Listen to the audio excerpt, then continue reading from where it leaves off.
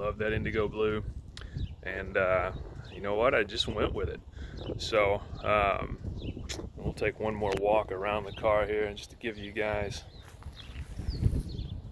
a good sense of what you're looking at, good sense of what it feels like to drive that. I also want to pop this trunk here and show you this Harman Kardon sound system.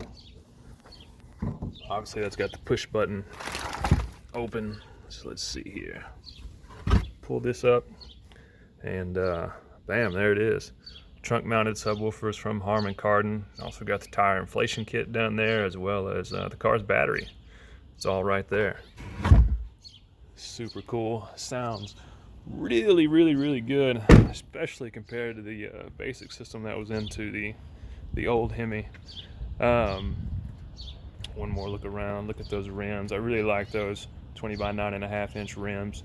Probably going to throw some 305s on there eventually, and eventually upgrade those rims. Maybe get some 315s, just depending on how it looks. So let's open this up again. Let's take some of these hood pins out and take a look at that 392 Hemi that pushes out 485 horses from the factory and 450 foot-pounds of torque, which is a lot.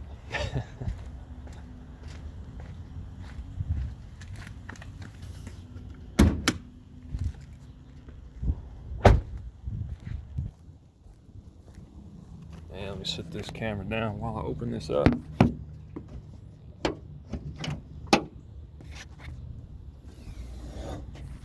Alright guys, here it is underneath the hood. As you can see, the shaker sits on top of the engine, and there the engine is itself. Again, that is the SRT 392, 485 horses, 450 foot-pounds of torque from the factory. You got the cold air intake that comes stock. A lot of people say the shaker is just for looks. It does nothing. I had a salesman at a dealership tell me that. He said it's a pricey upgrade for something that does nothing. And I'm like, okay. But this tube right here, this actually pushes the air sucked in from the shaker into the cold air intake. So that's a big deal. That's a lot of extra air coming into that intake that you don't normally get. So it, regardless to what people tell you, it is functional. It does have a function. It does something. So I'm really interested to get this out on the street and see what some of the times are 0 to 60 in the quarter mile compared to the 5.7. The cold air intake, as of right now, it only has air being shoveled into it from the shaker.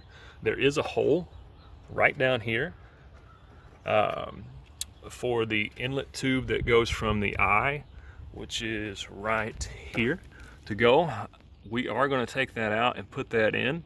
It's on order right now. So basically we're going to take the back out of that.